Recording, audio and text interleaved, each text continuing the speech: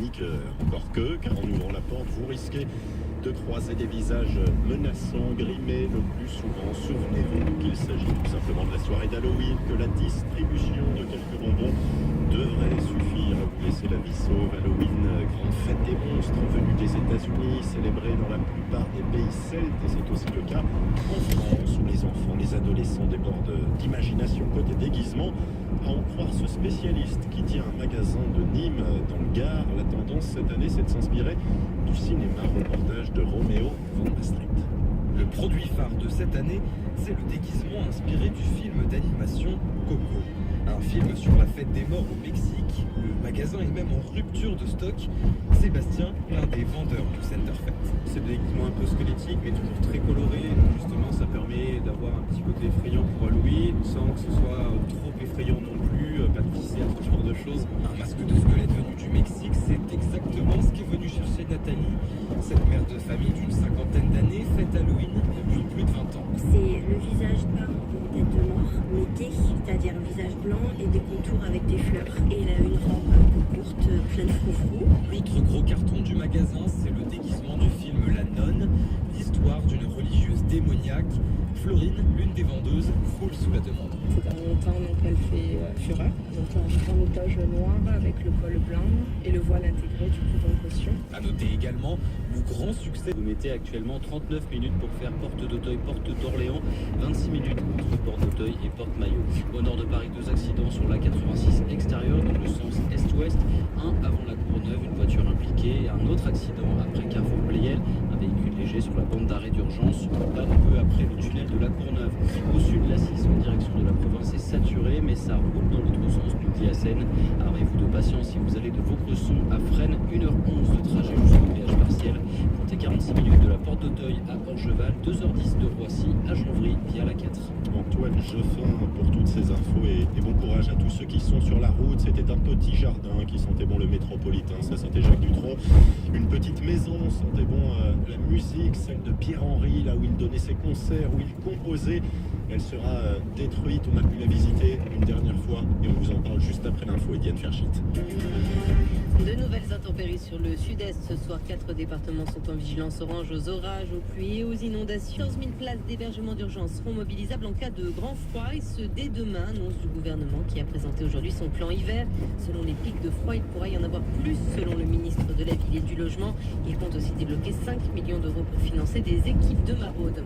La lutte contre la violence dans les établissements scolaires et le ministre de l'Éducation nationale a donné aux recteurs leur feuille de route. Jean-Michel Blanquer a vu notamment un registre dans chaque établissement pour répertorier les incidents ou encore des conseils de discipline simplifiés. Le plan d'action sera lui présenté dans son intégralité le 15 décembre.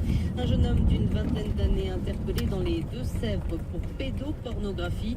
Plusieurs victimes seraient concernées. Le jeune homme sera jugé vendredi en comparution immédiate.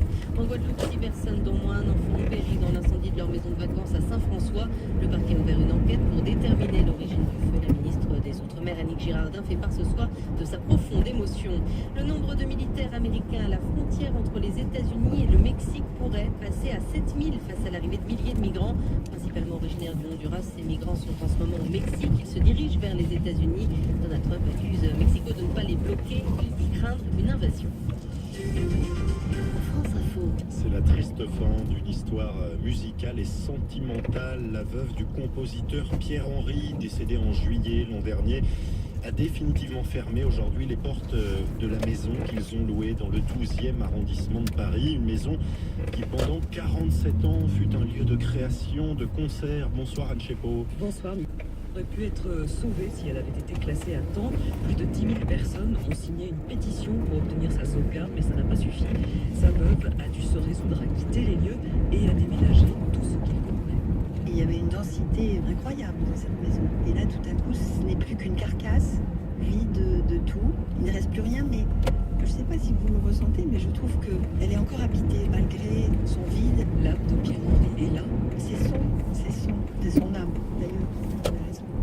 Oui, car Pierre-Henry Nicolas avait fait de sa maison un instrument et un lieu de concert. C'est aussi ça qui l'a rendu si particulière. Que va devenir son contenu, Anne? Eh bien, cette maison contenait 70 ans d'archives sonores, tout d'abord avec 10 000 bandes magnétiques analogiques et 4 000 bandes DAT numériques. Elles sont désormais conservées à la BNF, la Bibliothèque nationale de France. Il y avait aussi des archives archives papier stockées pour l'instant dans un nouveau lieu dans le 12e arrondissement de Paris, un lieu dans lequel elles vont être triées et répertoriées. Ces peintures concrètes s'y trouvent aussi. Et puis, il y a bien sûr le studio de Pierre-Henry. Ce studio qui était au cœur de la maison, il a été entièrement démonté. Maintenant que la pièce est vide, c'est très curieux parce qu'elle paraît assez petite et elle contenait énormément d'appareils. C'était le cœur de la maison. Il y était tout le temps. Il y était en permanence et dans les années 70, Pierre travaillait même la nuit. Tout ce studio, qui a duré 35 ans et qui dure toujours, sera remonté au musée de la musique. Ça veut dire, Anne, que l'œuvre de Pierre-Henry continuera de vivre en dehors de cette maison. Oui, et c'est un soulagement pour Isabelle Barrier. C'est une page qui se tourne mais qui ne se ferme pas. Et ça, c'est essentiel en fait. C'est un moment très fort. Et c'est vrai que c'est une grosse émotion, mais en même temps, c'est plein d'énergie et d'espoir parce que c'est pas fini. Effectivement, Nicolas, ce n'est pas fini ce soir d'ailleurs à Paris. La musique de Pierre-Henry sera jouée lors d'un concert à la Gaîté Lyrique, un concert comme un au revoir à cette maison qui va disparaître vraisemblablement sous les bulldozers dans les... Qui nous écoutez, vous êtes peut-être déjà en train de fignoler le maquillage de vos enfants ou de préparer les bonbons pour les visiteurs qui sonneront tout à l'heure à votre porte. Eh bien, en Russie, effectivement, Halloween ne fait pas l'unanimité. Toute une partie de l'église orthodoxe et de nombreux élus conservateurs sont vent debout contre cette fête des morts venue de l'Occident. Plusieurs députés ont appelé le ministre de l'Éducation à interdire Halloween, au motif qu'il s'agit, je cite, d'une adoration de Satan. À Tcheliabinsk, c'est dans le centre du pays, les prêtres orthodoxes estiment que les fêtes comme Halloween alimentent le relativisme et la morbidité qui conduisent aux tueries de masse, rien que ça. En Crimée, cette région du sud, vous savez, annexée par la Russie lors de la guerre contre l'Ukraine, le chef du gouvernement qualifie Halloween d'agression spirituelle contre les valeurs de la Russie. On pourrait comme ça multiplier les exemples. Et ça peut aller au-delà de simples critiques ou d'attaques verbales. Alors c'est plus rare, mais ça arrive. À Moscou, cette année, certains collèges ont interdit à leurs élèves de se déguiser. L'an dernier, à Arkhangelsk, c'est dans le nord, cette fois de la Russie, la même interdiction a frappé tous les établissements scolaires de la région. Les arguments sont toujours les mêmes. C'est une fête païenne qui porte atteinte aux valeurs chrétiennes. Elle célèbre la mort et peut même pousser les adolescents au suicide. Et surtout, elle vient d'Occident. D'ailleurs, la télévision d'État russe n'a pas hésité ces derniers jours à donner la parole à des psychologues qui y voient une menace pour l'état mental des jeunes. En fait, avec le retour progressif de la guerre froide entre Moscou et Washington, l'opposition anti-Halloween a tendance à s'accroître d'année en année en Russie. Oui, ça devient symbolique. Il y a un enjeu, Jean-Marc. Les Russes, ils fêtent Halloween. Voilà, évidemment pas avec l'ampleur des pays celtes ou anglo-saxons, mais quand même chez les moins de 25 ans en Russie, 13% disent célébrer le 31 octobre au soir. C'est pas rien et cette proportion augmente. Donc l'opposition anti-Halloween s'accroît, mais la pratique d'Halloween s'accroît aussi. Il faut dire que les Russes adorent se déguiser, faire la fête. De nombreuses écoles maternelles et primaires incitent leurs élèves à se grimer pour l'occasion. Et puis à Moscou, les magasins de déguisement font vraiment des affaires au moment d'Halloween. Est-ce qu'il y a d'autres pays comme ça où on n'aime pas les citoyens? Alors particulièrement les régimes d'Amérique latine qui se revendiquent de gauche, le Brésil jusqu'à la chute récente de Lula et du Parti des travailleurs, le Venezuela de Chavez et de Maduro, l'Équateur, Cuba. Dans tous ces pays, Halloween est en fait présenté comme un cheval de Troie de l'impérialisme culturel américain. Mais il y a aussi et surtout, il faut bien le dire, beaucoup de pays où Halloween n'existe carrément pas du tout dans le paysage. C'est le cas dans une grande partie de l'Asie et de l'Afrique. On a le droit de penser que c'est une fête commerciale tout en appréciant le fêter. Jean-Marc Four, c'était un monde d'avance. France Info Bourse avec BIC.fr, la banque de tous les investisseurs en bourse, actions, dérivés, fonds d'investissement. Les Jean-Yves Courcial.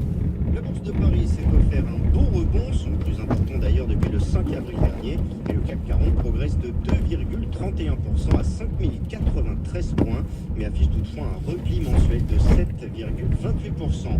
Les publications de plusieurs poids lourds de la cote ont permis de soutenir le marché, tout comme la poursuite du rebond des indices new-yorkais à l'ouverture.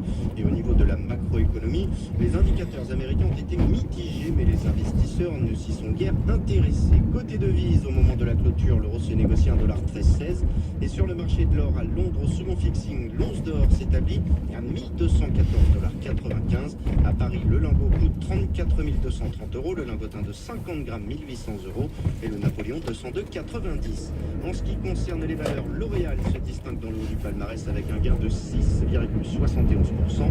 Le numéro 1 mondial des cosmétiques a publié une hausse de 7,5% de son chiffre d'affaires au troisième trimestre.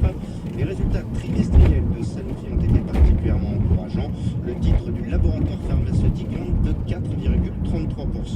Et parmi les rares titres en baisse aujourd'hui au sein du CAC 40, Veolia recule de 0,9%, victime de quelques prises de bénéfices après avoir bondi de plus de 4% mardi.